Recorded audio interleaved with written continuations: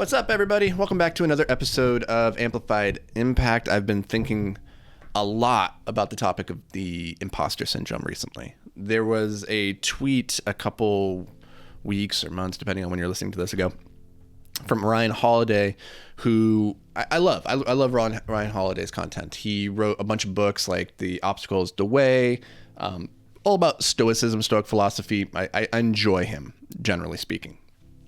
But his tweet was something that I just really disagreed with. And it got me spiraling down this rabbit hole of really thinking about the imposter syndrome and why I think it's so prevalent, even amongst high achieving individuals, and why it is that I feel I've never outgrown it, despite being, I believe I'm a pretty rational human being. I feel like I'm fairly self-enlightened, and I feel like I'm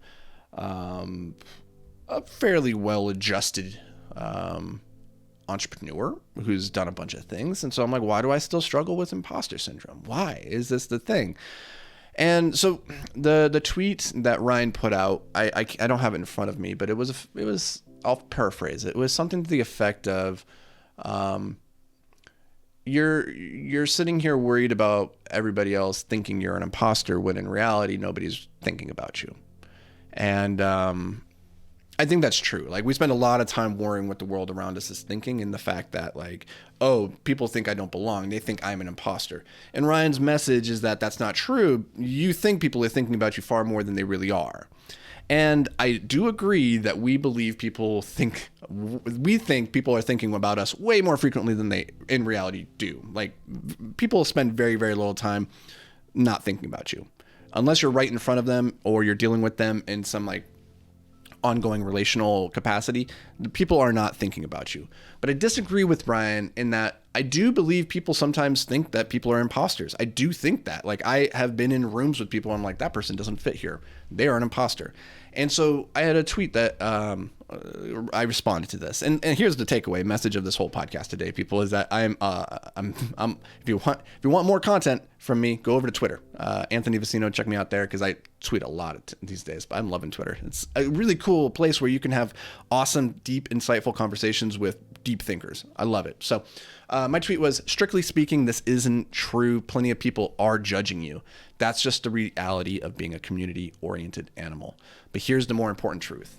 Their judgments don't matter. Live your life accordingly. So here's the takeaway, is that on the one hand, Ryan is saying that we spend a lot of time worrying that other people are thinking we're imposter, that we don't fit in, and we're worried about their judgments. And he's saying they're not actually thinking about us. My point is, they are thinking about you, and there's no escaping that.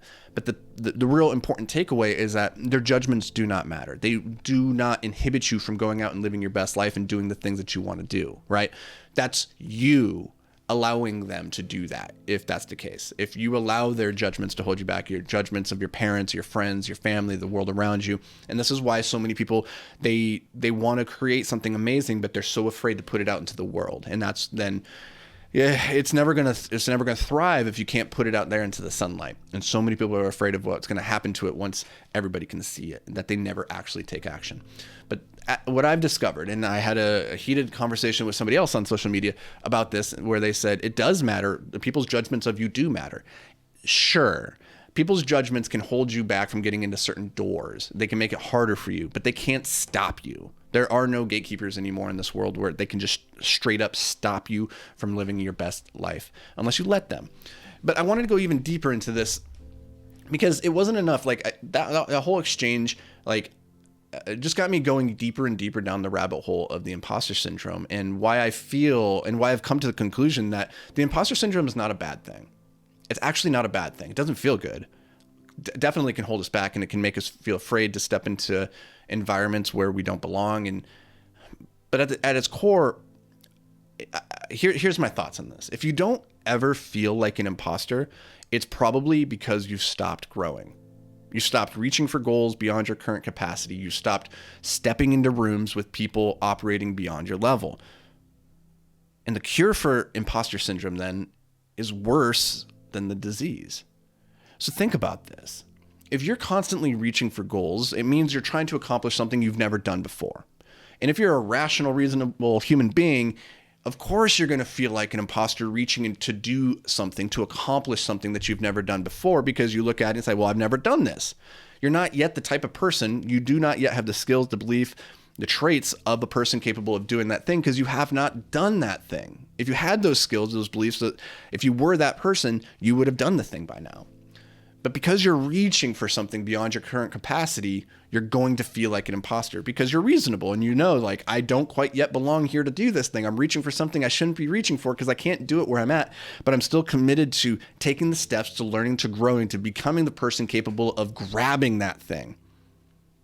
And you're going to feel like an imposter when you step into rooms with people who are smarter, better, further along in the journey. They're on a different level than you. And it's scary because you sit down with these people and you're like, I have nothing to contribute. I do not belong here.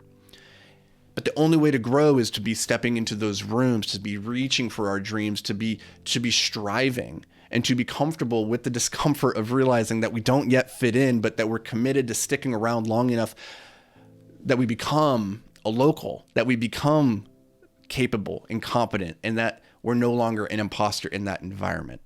Because if you keep showing up to that room with those smart people, you're the average of the 5 people that you associate with. Eventually, you're going to rise to their level, right? And you're going to start fitting in there. But then here's the crazy thing is, as you ascend to these levels and you attain these goals, we move the goalpost and we create another goal. And we say, I can now do this. I'm a person capable of doing this thing. Now it's time to set the sights even further. And so you're going to be in a constant state of perpetual imposter syndrome. Like, you're going to feel that forever. And if you don't feel that, or if you don't want to feel that, then the cure for imposter syndrome is to stop striving, to stop reaching, to stop stepping outside of your comfort zone. It is to be content with exactly who and where you are right now, and never take another step forward. Stay where you are if you don't want to feel like an imposter ever again.